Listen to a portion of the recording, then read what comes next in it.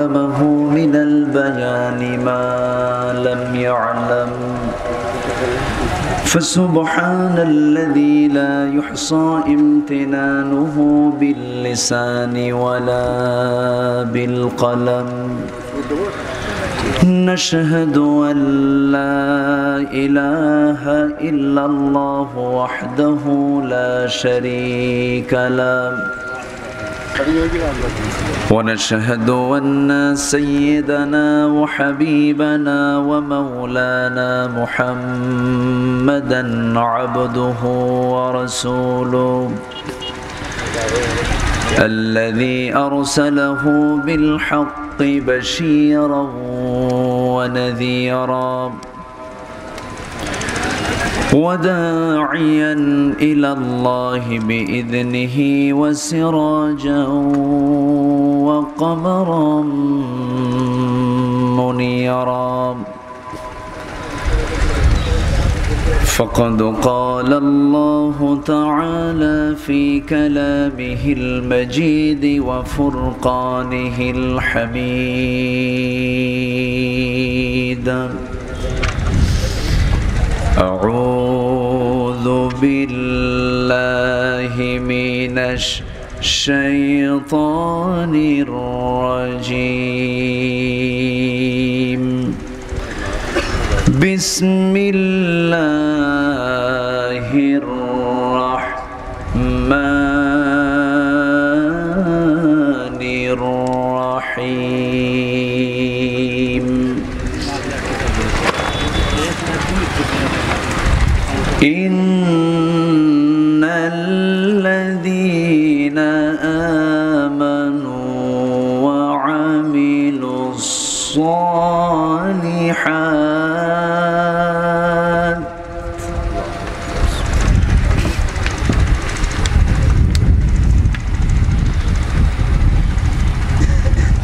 إن الذين وعملوا الصالحات لهم جنات النعيم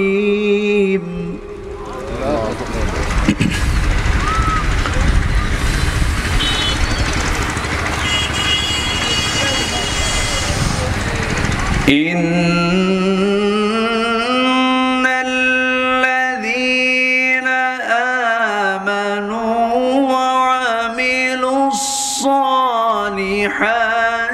لهم جنات النعيم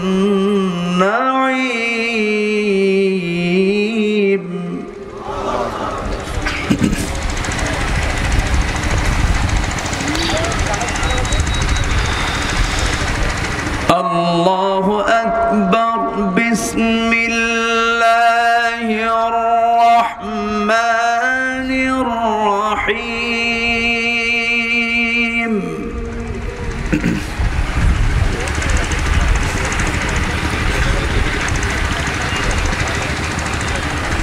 إن الله وملائكته يصلون على النبي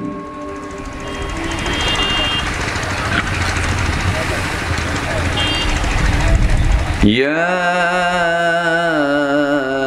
أيها الذين آمنوا صلوا عليه وسلموا تسليما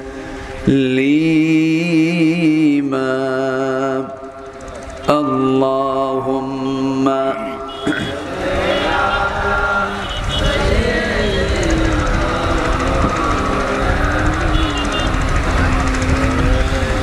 وعلى آله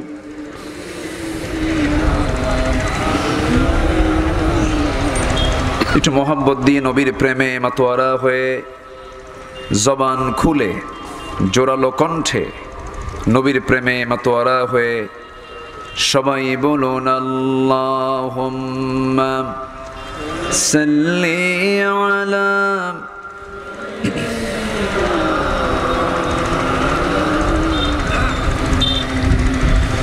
وعلى آل سيدنا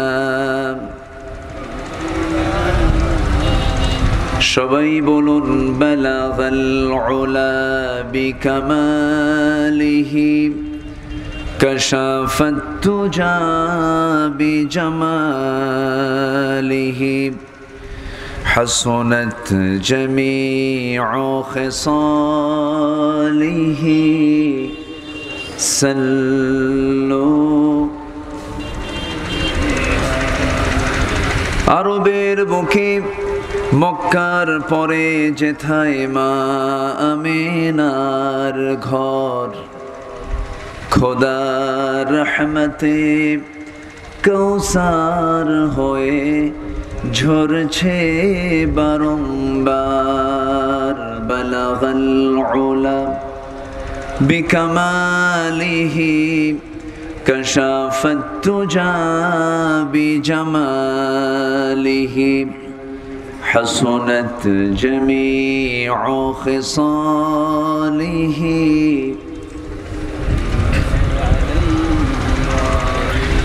হে রাসূল তুমি যে আমার হৃদয় বাগের বুলবুল, তোমার প্রেমের নিগুণ ছোঁয়ায় তাই তো হয়েছি ব্যাকুল।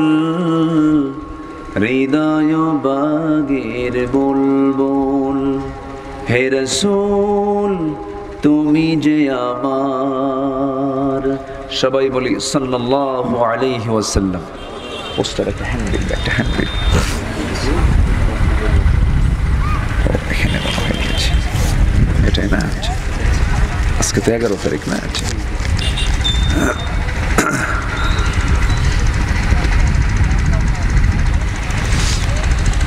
প্রাকৃতিক সৌন্দর্যের অপরূপ লীলাভূমি সুন্দরবন বেষ্টিত অঞ্চল, সীমান্তবর্তী জেলা সাতক্ষীরার সদর উপজেলার লাবণ্যবতী আদর্শ গুচ্ছগ্রাম মাহফিল ইন্তেজামি কমিটি, যুব কমিটি কর্তৃক আয়োজিত 31তম বার্ষিকী তাফসীরুল কোরআন মাহফিল 2025 মহৎ আয়োজনের সম্মানিত সুযোগ্য সভাপতি জনাব মাওলানা আবু তাহের সাহেব, আজকের মাহফিলের বরেণ্য প্রধান অতিথি নন্দিত আলেমে দ্বীন ওস্তাজুল আসাতিজা, দক্ষিণ এশিয়ার বৃহত্তম ইসলামী সংগঠন মজলুম সংগঠন বাংলাদেশ জামাত ইসলামীর কেন্দ্রীয় সাংগঠনিক সেক্রেটারি জনাব মুহতারাম মাওলানা মুহাদ্দিস আব্দুল খালেক সাহেব, বরেণ্য অতিথি জনাব হাবিবুর রহমান, উপস্থিত হাজারাত উলামায়ে কেরাম, বিভিন্ন পর্যায়ের নেতৃবৃন্দ, আজকের মাহফিলের প্রধান আকর্ষণ যাদেরকে নিয়ে আজকের এই সাজানো গোছানো বর্ণাঢ্য আয়োজন, তাওহীদের পতাকাবাহী, কালেমার ঝান্ডাবাহী, দ্বীন ইসলামের নরসারদুল বীর মুজাহিদ, প্রাণ প্রিয় সম্মানিত দ্বীনী ভাইরা, আড়ালে বসে আছেন শ্রদ্ধেয়া সম্মানিতা সর্বগুণে গুণান্বিতা মা বোনেরা। আলোচনার সূচনায় আনুষ্ঠানিকতার মধ্য দিয়ে আমার পক্ষ থেকে আবারও দিল খোলা সালাম, আসসালামু আলাইকুম ওয়া রাহমাতুল্লাহি ওয়া বারাকাতুহু। সবাই মনে হয় গরমে ক্লান্ত হয়ে পড়েছেন। আসসালামু আলাইকুম ওয়া রাহমাতুল্লাহ। এটা একটু পিছনে দেন, তার একটু আরেকটু না আসতেছে, ওরা আসো। জি, সবাই কেমন আছেন বলুন। জি, আল্লাহ তাআলা আমাকেও প্রশ্ন করে ফেলেছেন। আল্লাহর মেহেরবানি, আল্লাহ তাআলা আমাকে তো আপনার সাথেই, আপনার মতোই, আপনার সাথে একসঙ্গে একই সুন্দর একটি মজমায় বৈঠকে বসার তৌফিক দিয়েছেন। বলি আলহামদুলিল্লাহ, জোরে বলি আলহামদুলিল্লাহ। মহান রব্বে করিমের শুকরিয়া যে মহান আল্লাহ সুবহানাহু ওয়া তাআলা আমাকে আপনাকে একটি সুন্দর আয়োজনে, সুন্দর পরিবেশে, মুক্ত মনে, নিশ্চিন্ত চিত্তে আমরা কোরআন শোনার এমন একটি প্ল্যাটফর্ম পেয়েছি যা আজ থেকে 1 বছর আগেও ছিল না। যিনি আমাকে আপনাকে কবুল করলেন এমন একটি সুন্দর আয়োজনে শামিল হওয়ার শুকরিয়া আদায় করছি, বলছি আলহামদুলিল্লাহ। চিৎকার মেরে বলছি আলহামদুলিল্লাহ। সবাই বলছে আল্লাহুম্মা আইন্নি আলা যিকরিকা ওয়া শুকরিকা ওয়া হুসনি ইবাদাতিকা ইবাদাতিকা। সবাই বলি আল্লাহুম্মা লাকা আসলামতু ওয়া বিকা আমানতু ওয়া আলাইকা তাওয়াক্কালতু ওয়া ইলাইকা আনাবতু ওয়া বিকা খাসামতু। আমরা আল্লাহ তাআলার শুকর আদায় করে নিলাম। জি বসুন, সামনে বসেন, আসেন। জি আসেন, আগে আসেন, আসেন বসেন। জি উঠতে একটু দেরি হয়ে গেছে, আমি আসছি অনেক আগে। আসলে তো এখন দিনটাই অনেক বড়, সন্ধ্যা হয়ে যায় 7টায়, এশার নামাজ পড়তে পড়তে সময় চলে যায় 9টা, এরপর খাওয়া দাওয়া সম্পূর্ণ করে আসতে আসতে দেরি হয়ে যায়। আবার এদিকে বেশি রাত হলে পরে আবার শ্রোতামণ্ডলীও থাকতে চান না, চলে যেতে প্রস্তুতি নিয়ে ফেলেন। এর মাঝেই আমরা বসেছি। আমরা যতক্ষণ আলোচনা এখানে হবে, সবাইকে আমাকে সময় দিতে রাজি আছেন? সবাইকে সময় দিতে রাজি আছেন? জোরে বলি ইনশাআল্লাহ। মাইকম্যান একটু এই দুটো মনিটরের আওয়াজ আমার কানে খুব একটা বাজতেছে না, এখানে এসে চেক করেন, একটা লোক এখানে পাঠাবেন, আওয়াজটা যেন এখানে আমি যেন পারফেক্ট যেন পাই। হ্যাঁ, সম্মানিত ভাইয়া, সম্মানিত হাজিরিন, আজকে যদি এই নতুন একটি প্রেক্ষাপট 24 জুলাই যদি না আসতো, এই মাহফিলটা আজকে হতো না। হতো কি বলেন? হতো না। 24 এই জুলাই আন্দোলন হওয়ার কারণেই একটি পরিবর্তন এসেছে। সেই পরিবর্তনের সুবাদে আজকের মাহফিল এখানে অনুষ্ঠিত হচ্ছে। বলি আলহামদুলিল্লাহ। সম্মানিত ভাইয়েরা, সম্মানিত বন্ধুগণ, আজ থেকে 2 বছর আগে, 2-3 বছর আগে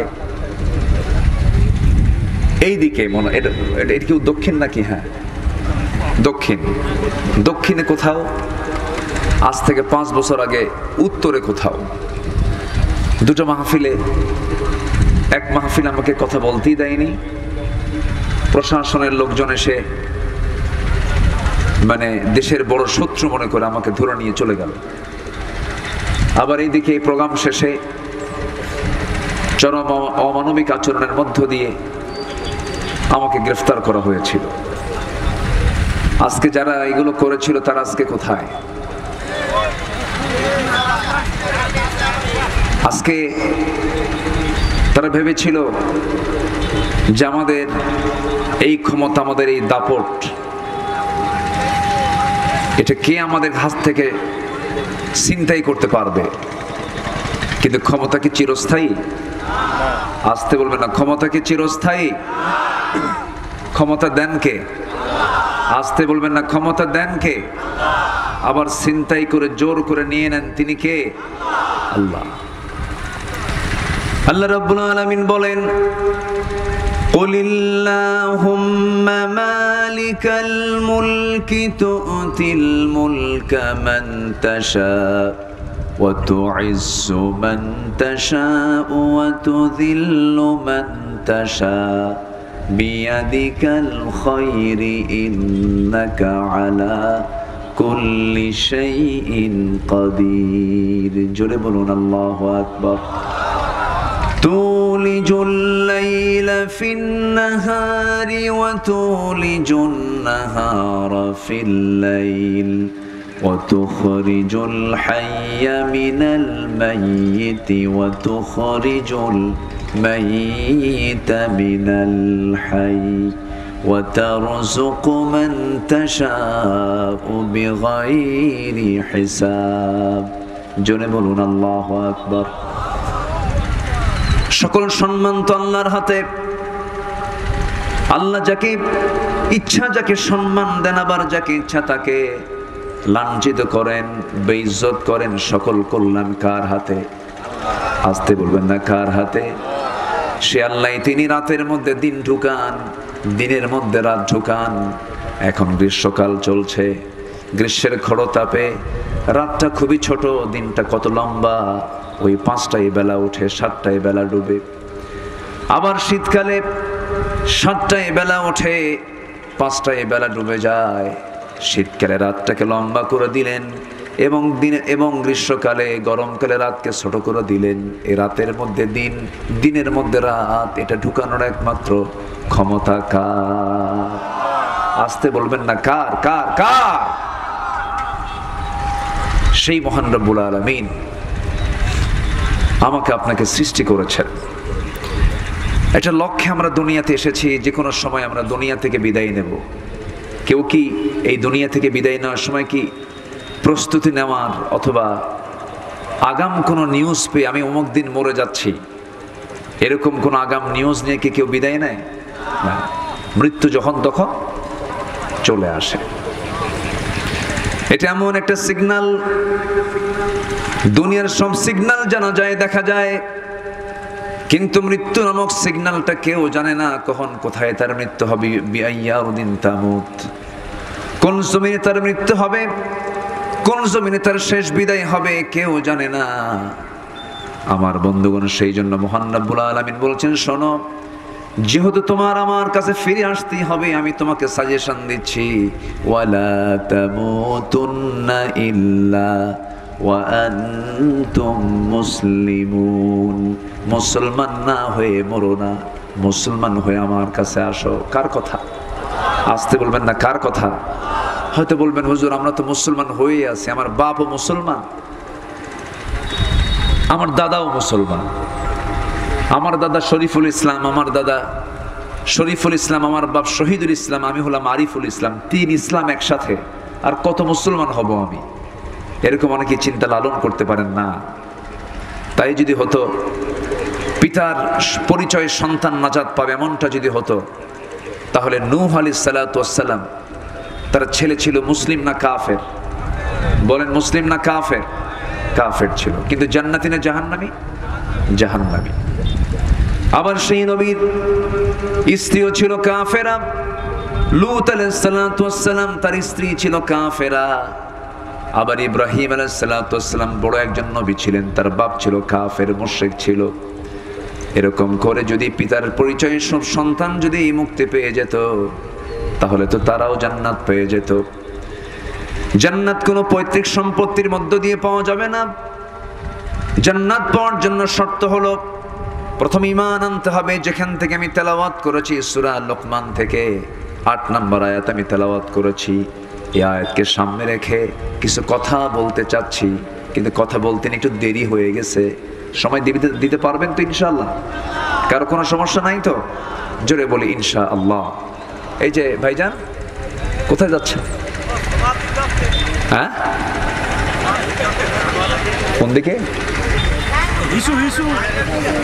কি যেন কইলো চাচা, কি যেন বললো, সবাই হাসলো, একটু শোনান না আমারে। ও আচ্ছা, আব্বা বসো বসো বসে পড়ো। হ্যাঁ, ঘুরে আসো, ঠিক আছে, ঘুরে আসো। যাও, যাবে না, আমি এখানে বসছি, ইচ্ছা হলো বসলাম, ইচ্ছা হলো উঠলাম, এটা ঠিক না। এটা কি জনসভা না ইবাদতের জায়গা বলেন তো? বলেন তো, জনসভা না ইবাদতের জায়গা? বলেন, ইবাদতের জায়গা। এটা মনে করবো আমরা। যদি আপনি চলে যান মোনাজাতের আগে, তাহলে ভাবতে হবে যে আপনি পরিপূর্ণ একটা রহমত থেকে আপনি বঞ্চিত হলেন। হয়তো হ্যাঁ রহমত পাবেন না কেন, আংশিক পেলেন, কিন্তু আপনি যদি শেষ পর্যন্ত থাকতে পারেন পরিপূর্ণ রহমতের ভাগীদার আপনি হয়ে গেলেন। তো আমরা আংশিক নিতে চাই না পরিপূর্ণ নিতে চাই, বলেন তো?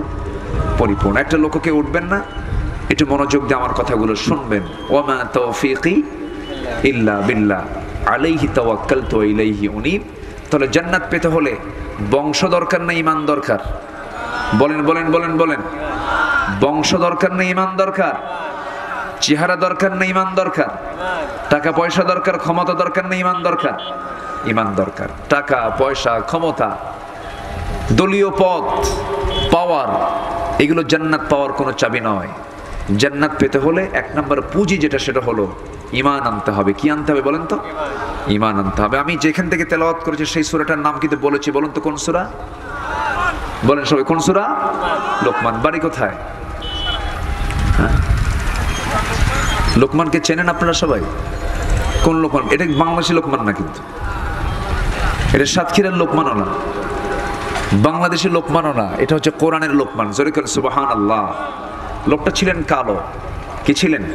কালো। পৃথিবীতে তিনজন কালো মানুষ ছিলেন, কিন্তু আল্লাহ পাক তাদেরকে দিলটা খুব আলোকিত করেছেন, আলো দিয়েছেন। বাহিরটা কালো, ভিতরটা কি আলো। ভিতরটা কি বলেন? আলো। কয়জন? তিনজন ফেমাস। কালো তো বহু আছে, এর মধ্যে তিনজন কালো ব্যক্তির ভিতরটা খুব আলো ছিল।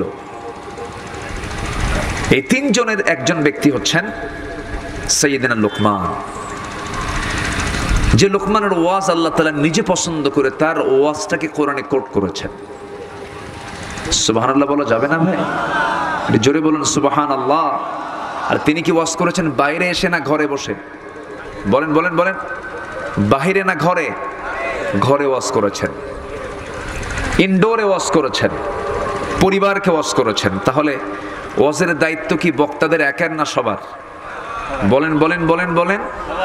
লোকমান ছিলেন পাবলিক বক্তা না পরিবারের বক্তা?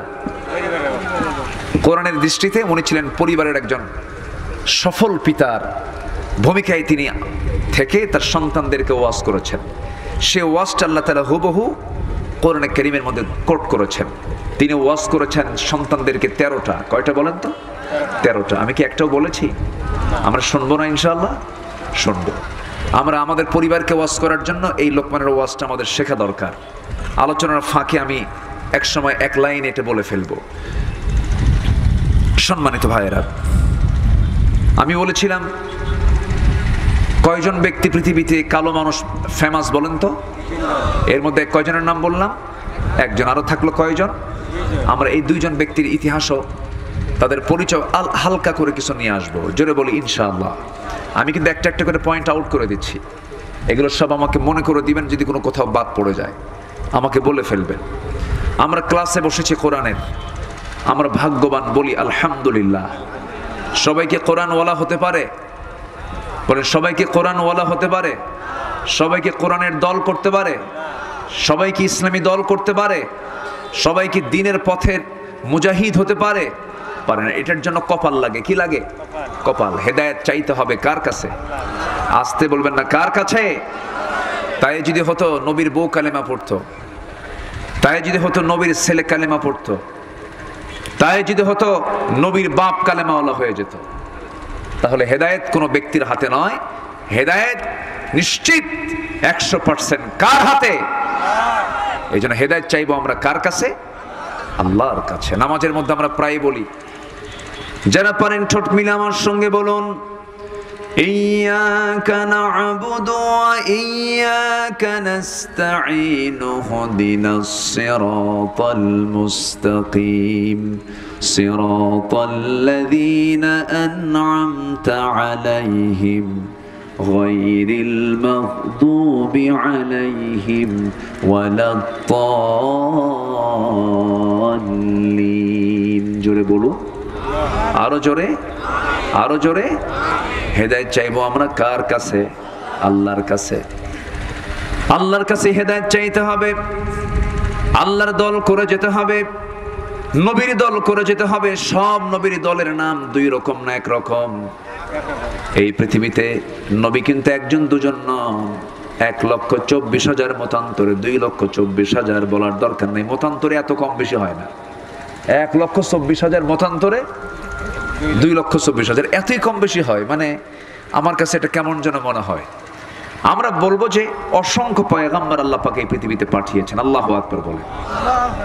অনেক পয়গাম্বর, লিকুল্লি কওমিন হাদ, এমন কোন কওম নাই যে কওমের জন্য আল্লাহ পাক একটা হাত পাঠান নাই, একজন দাঈ পাঠান নাই, একজন হাদি পাঠান নাই। প্রত্যেকটা কওমের জন্য নবী পাঠিয়েছেন। তিনি কে? সকল নবী ছিলেন কওমের নবী, আর আমার নবী ছিলেন বিশ্ব নবী। সুবহানাল্লাহ বলবেন না? সকল নবী ছিলেন কিসের নবী? কওমের নবী। ওয়া ইলা মাদিয়ানা আখাহুম শুআইবা ওয়া ইলা আদিন আখাহুম হুদা।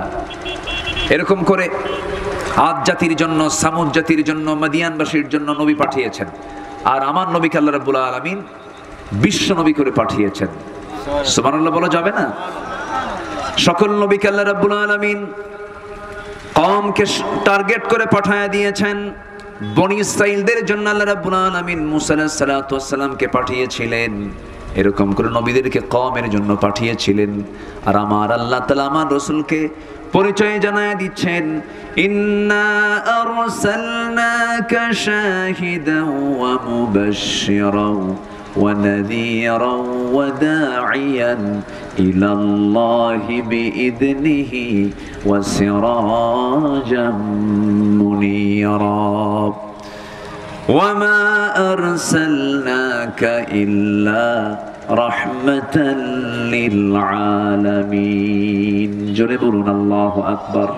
এই জন্য আমরা ছোটখাটো নেতার পিছনে না গিয়ে আমরা মূল নেতাকে ধরবো। তিনি হচ্ছেন মুহাম্মদ সাল্লাল্লাহু। দল করব কার? জোরে বলেন, দল করব কার?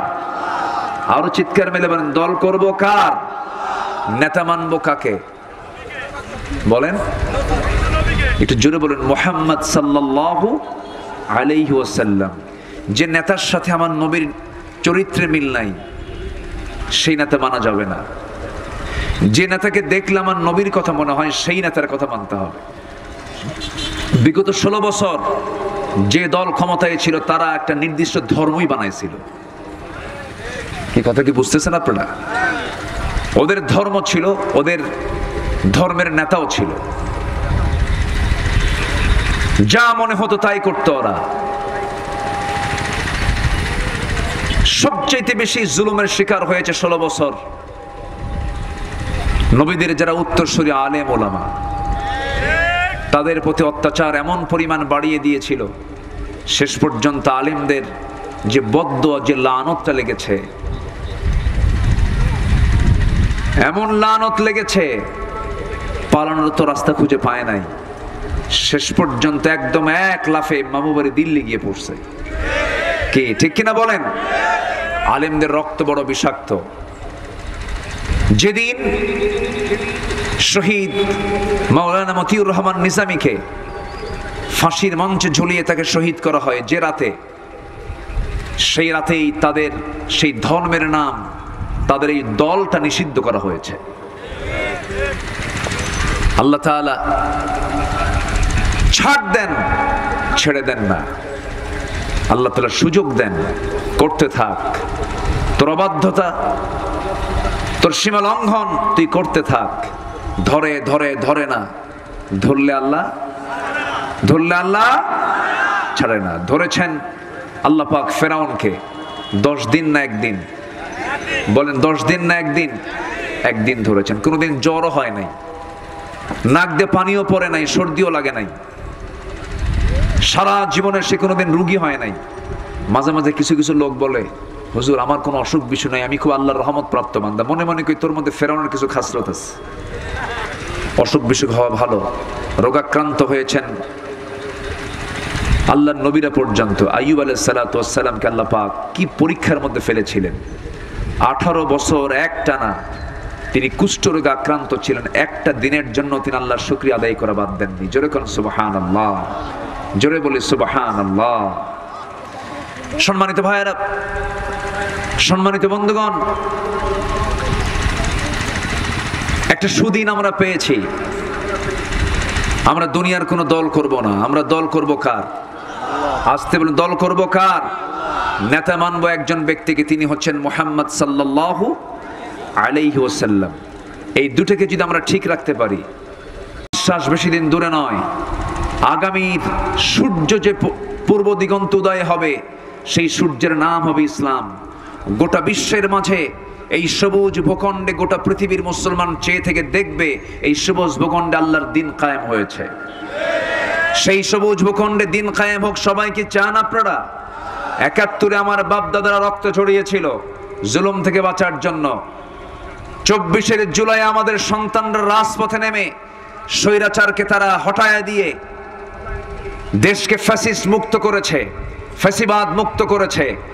আরেকটি সংগ্রাম আমাদের এখনো পড়ে আছে যে কাজের জন্য, সেটা হলো সব দল দেখা শেষ, সব আইন দেখা শেষ। আমরা আল্লাহর আইন, আমার দেশকে আমরা দেখতে চাই আল্লাহর জমিনে দিন কায়েমের জন্য। যদি প্রয়োজনে জান মাল দিতে হয়, সবাইকে ময়দানে ঝাঁপিয়ে পড়তে রাজি আছেন? রাজি আছেন কারা কারা? হাত উঁচু করে দেখেন মুসলমান।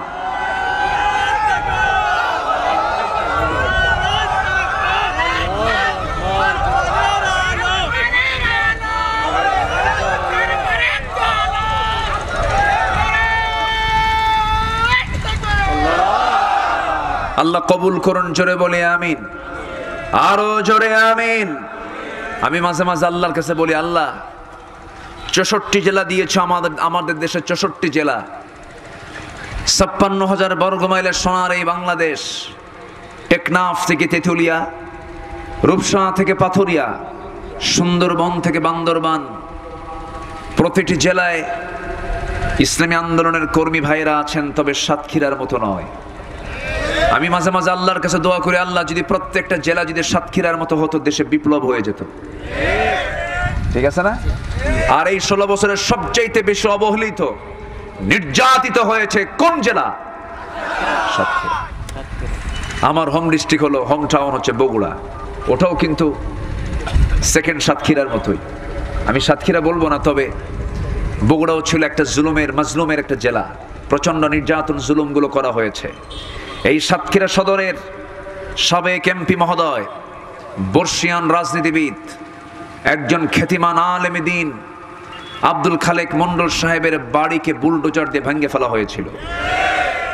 বেশি দিন সময় লাগেনি, সময়ের ব্যবধানে যারা বুলডোজার দিয়ে, সরকারি লোক দিয়ে যারা অবৈধভাবে স্বাধীন দেশের এক নাগরিকের বাড়ি বুলডোজার দিয়ে ভেঙেছিল, সময়ের পরিক্রমায় তাদের ঘর বাড়ি প্রশাসন ভাঙেনি, জনগণ ভেঙে দিয়েছে।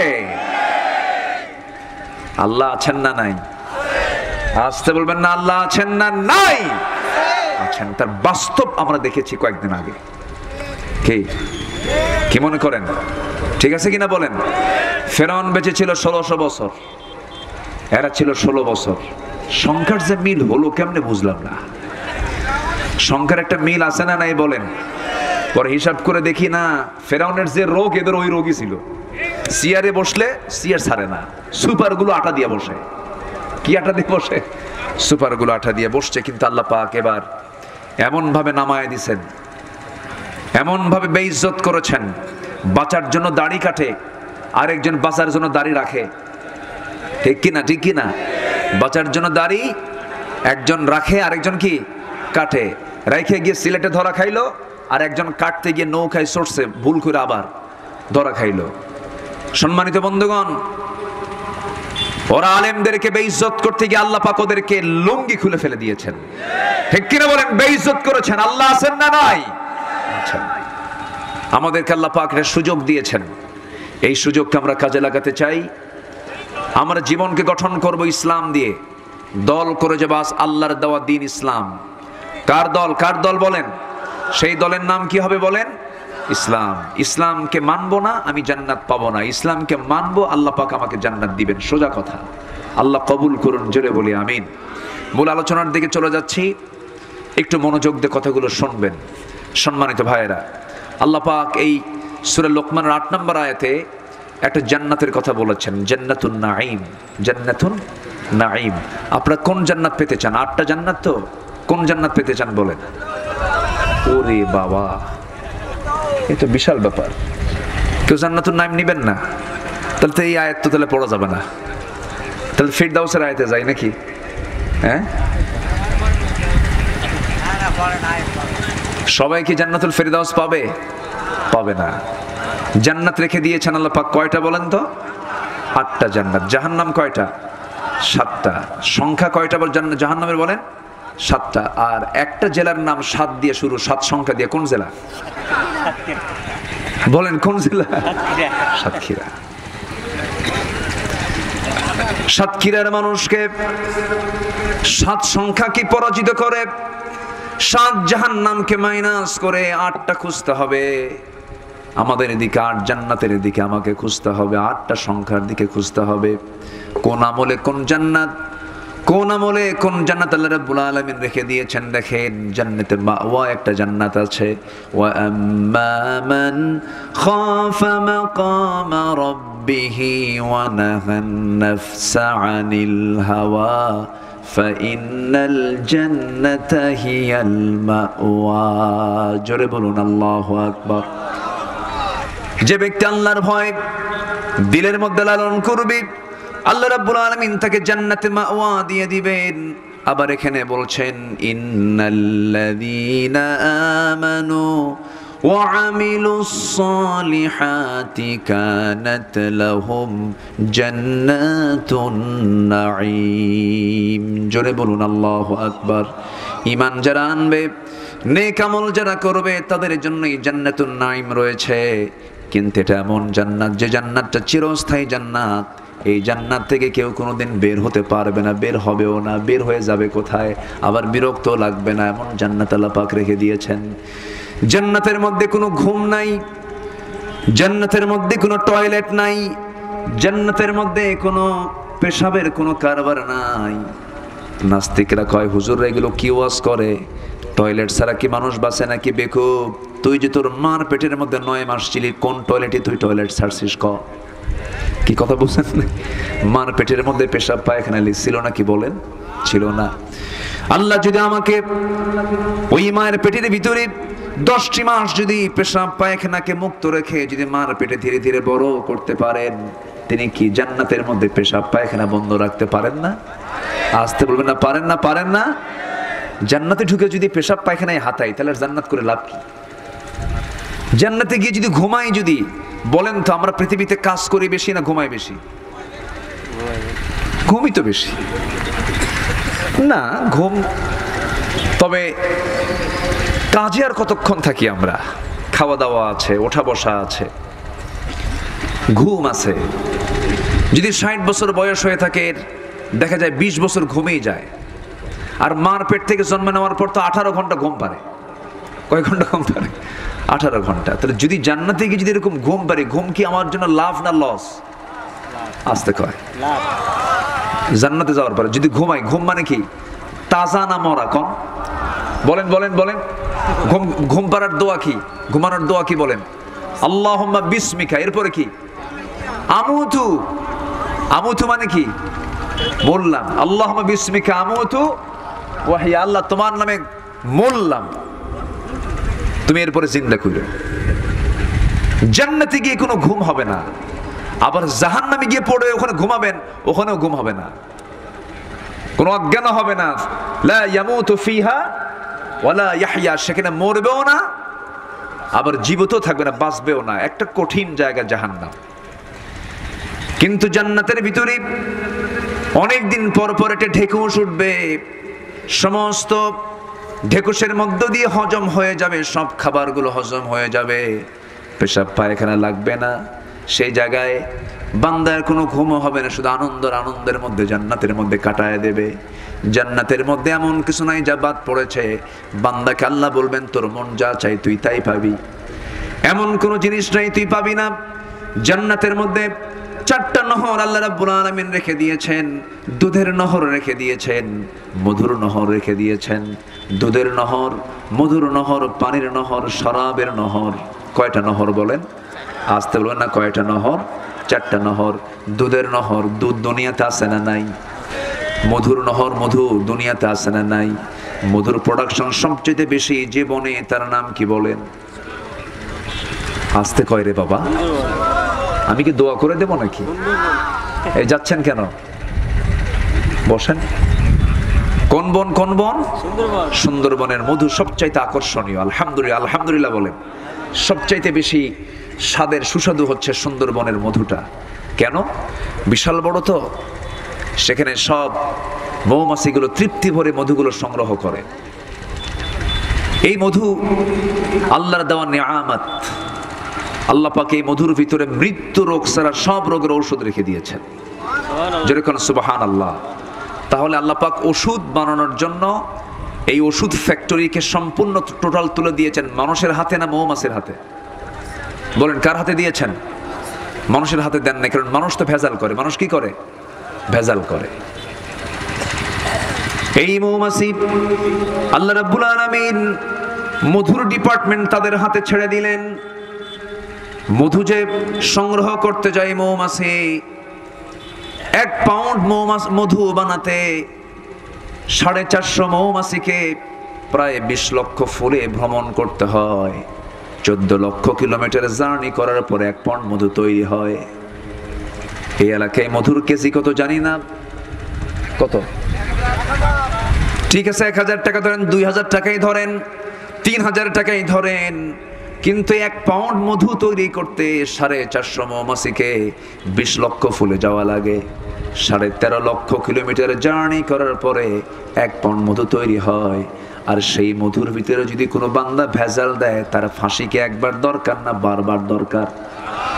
একবার দরকার না বারবার দরকার? বারবার দরকার। কত বড় অপরাধ!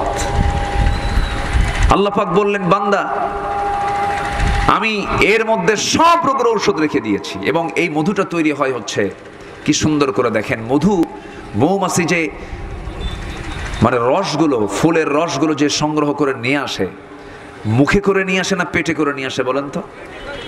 ভালো করে বলতে হবে। মুখে না পেটে? অনেকে কয় মুখে, অনেকে কয় পেটে। হুজুর দুইটাই বললাম, কোনটা রাইট আপনি কন?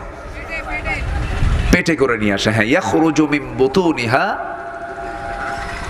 শারাবুন মুখতালিফুন আলওয়ানুহা। আল্লাহু আকবার, জোরে বলি আল্লাহু আকবার। মধুটা করে কি? ওই রসগুলোকে মৌমাছি মুখে করে নিয়ে আসে না পেটের মধ্যে নিয়ে আসে। এখন প্রশ্ন হলো, মৌমাছি পেটের কোন জায়গায় করে নিয়ে আসে?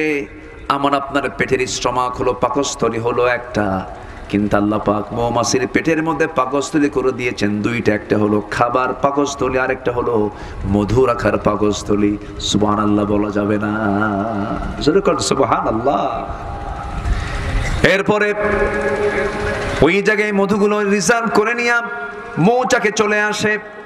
মৌচাকে চলে এসে মৌচাকের দরজায় গিয়ে যখন দাঁড়ায়া থাকে, পুলিশ মৌমাছির সেখানে অর্ডার নিতে হয়। সে যখন সিগন্যাল দিয়ে দেয় ভিতরে ঢোকো, তখন হাত পা চেক করে কোনো ময়লা আছে নাকি। ময়লা জীবাণু যদি কোনো মৌমাছির থেকে থাকে, 1 কামড় মেরে তাকে দুনিয়া থেকে বিদায় করে দেয়। ভিতরে ঢুকায় ঢুকায় মৌচাকের বিভিন্ন জায়গায় রানী মৌমাছি মধুগুলোকে সংগ্রহ করে রেখে দেয়।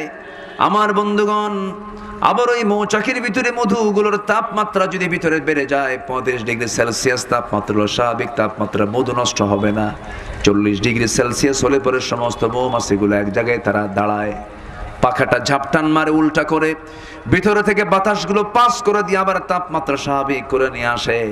আবার যখন তাপমাত্রা কমে যায়, মধু নষ্ট হয়ে যাবে মনে করে, সুন্দর করে সেই ঝাপটান, সেই তুই পাখা দিয়া আবার সোজা করে ঝাপটান মারে, বাইরে থেকে বাতাসটা ভিতরে বন্ধ করে ফেলে, তাপমাত্রা বেড়ে যায়। এমন করে মহান রব্বুল আলামিন মৌমাছিকে অর্ডার দিয়ে বান্দার জন্য মধু বানায় দিল। আর সেই মধু নষ্ট করলো কে? মানুষ না অমানুষ? বলেন মানুষ না অমানুষ? মানুষ না অমানুষ? অমানুষ। এরকম অমানুষ আমার দেশে আছে না নাই? আসতে বলবেন না, আছে না নাই? এই দেশের কত সম্পদ, আমার দেশে কোনো অভাব ছিল না, সেই সম্পদগুলো লুটপাট তো করলোই। লুটপাট করে দেশে রাখলো না, লুটপাট করে সমস্ত সম্পদগুলো পাঠায় দিল হচ্ছে বাইরে। শত শত মেট্রো রেল তৈরি করা যেত, 30-40টা পদ্মা সেতু তৈরি হতো। যত পরিমাণ টাকা তারা পাচার করেছে, দেশের সম্পদ দেশে রাখি নাই কেন? দেশের প্রতি ওদের দেশের মোহাব্বত, যে দেশের যে টান, প্রকৃত টান ওদের নাই, কারণ ওদের বিয়াই বাড়ি হলো আমেরিকা। আসতে কোন কেন? ওদের বিয়াই বাড়ি হলো আমেরিকা। কে কতটুকু ইসলাম মানে, কার কতটুকু দেশপ্রেম আছে জনগণের বুঝতে আর বাকি নাই। সম্মানিত বন্ধুগণ, আমাদের জেগে ওঠার সময় হয়েছে এখন। সব শাসন আমরা দেখে শেষ করে ফেলেছি। চাঁদাবাজদের কোন নেতৃত্বে বাংলার জমিন আর হতে দেব না। আগামীর দেশ হবে কোরআনের দেশ, আগামীর সরকার হবে নামাজের সরকার, আগামী সরকার হবে ইসলামের সরকার, ইসলামের সরকার, ইসলামের সরকার। রাজি আছেন কারা কারা? হাত উঁচু করে দেখান মুসলমান।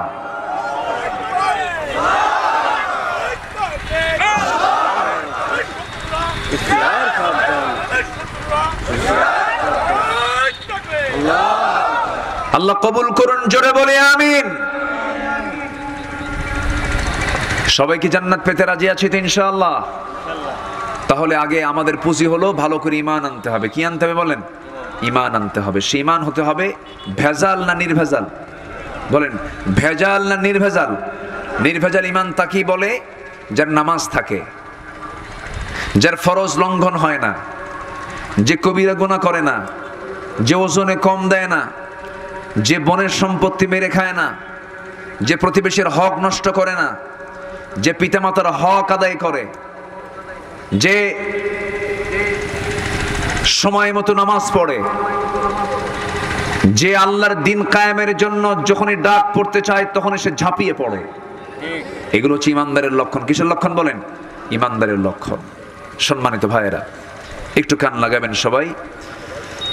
কয়জন কালোর কথা বলেছি বলেন তো? বলেন, কয়জন কালো? তিনজন কালো। এর মধ্যে একজনকে বলেন, বলেন কে বলেন? লোকমান।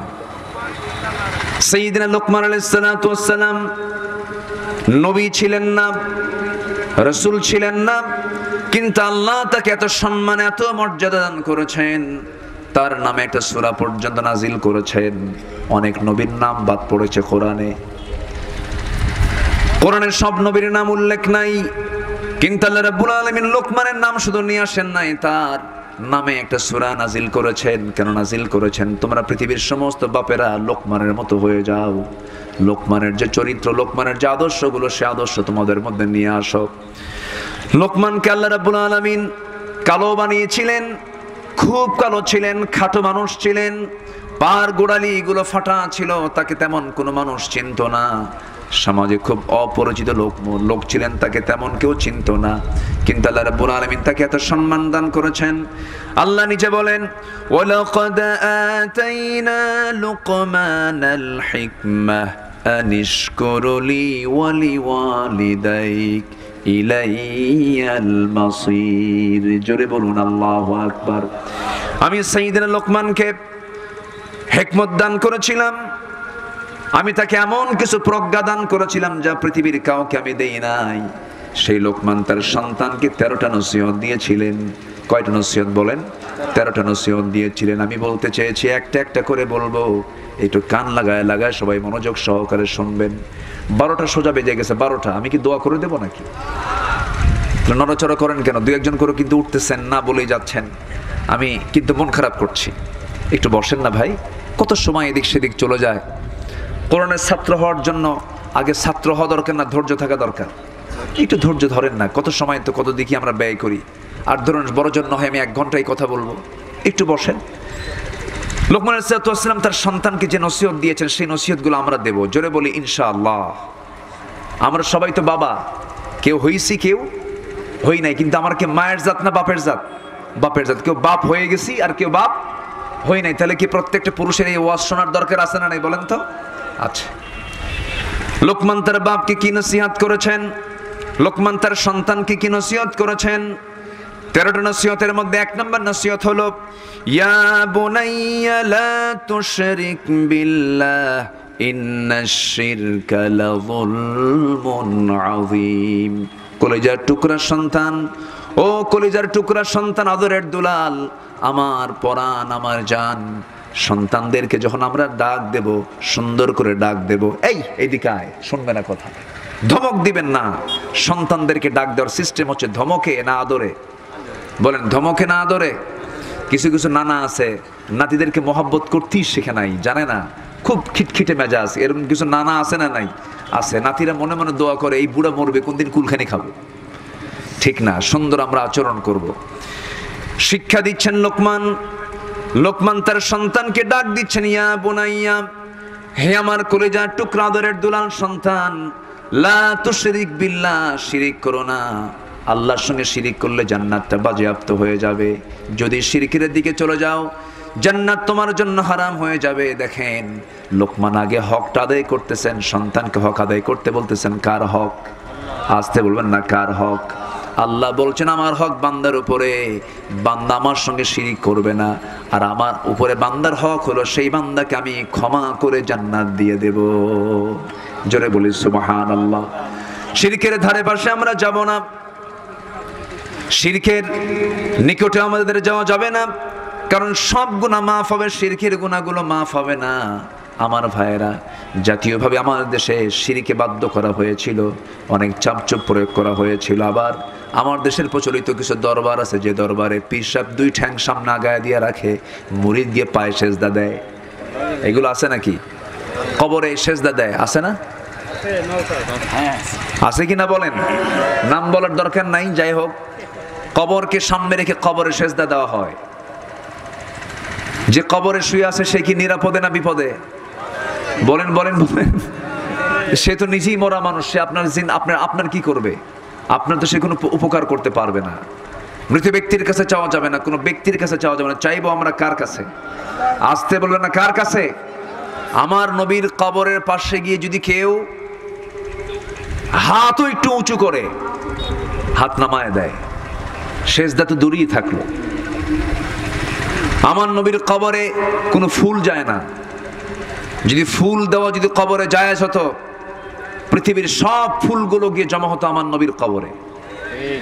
তাহলে আমার নবীর কবরের চাইতে সম্মানিত কবর, মাকবারা পৃথিবীতে দ্বিতীয়টা নাই। তুমি কোন পীরের দরবার, তুমি কোন ভণ্ডামি নিয়ে চিন্তা করো? তোমার দরবারে যাওয়ার জন্য, তোমার কবর জিয়ারা করার জন্য সেখানে পুষ্পস্তবক করতে হয়, ফুল দিতে হয়। এটা মুসলমানদের কাজ নয়, এটা শিরকের কাজ, এটা বিধর্মীদের কাজ। ঠিক কিনা বলে? এগুলো শিরকের কাজ, এগুলো করা যাবে না। কোনো কবরকে সেজদা দেওয়া যাবে না, কোনো কবরে ফুল দেওয়া যাবে না। এটা হারাম করে দিয়েছেন তিনি কে? আল্লাহ। আসতে বলবেন না, তিনি কে? দেখেন লোকমান তার সন্তানকে কি নসিহত করছেন, কি গুরুত্বপূর্ণ কথাগুলো বলছেন, যেন এই সন্তানগুলোকে আমি যেন জান্নাতেও পাই। বলি আল্লাহু আকবার, জোরে বলি আল্লাহু আকবার। নাম্বার 2 হলো পিতামাতার সেবা করবে। নাম্বার 3 হলো তাদের শুকর আদায় করবে। নাম্বার 4 হলো বাপ মা যদি ইসলাম বিরোধী হয়ে যায় তবু তাদেরকে মহব্বত রাখবে, কিন্তু তাদের ইসলাম বিরোধী কোনো তৎপরতাকে মানা যাবে না, তাদের আনুগত্য তোমাকে করতে হবে। নাম্বার 5 হলো সন্তানকে আল্লাহর বরত্ব প্রকাশ, সন্তানকে আল্লাহর পরিচয় দিয়ে সন্তানকে বুঝাতে হবে, বাবা আল্লাহ এত বড়, এত মহান, সব তিনি দেখেন। এরকম করে আল্লাহর বড়ত্ব প্রকাশ তিনি করেছেন। নাম্বার 5 হলো তিনি সন্তানকে নামাজ কায়েমের কথা বলেছেন। ইয়া বুনাইয়া আকিমিস সালাহ ওয়া আমুর বিল মা'রুফি ওয়ানহা আনিল মুনকার ওয়াসবির আলা মা আসাবাকা ইন্না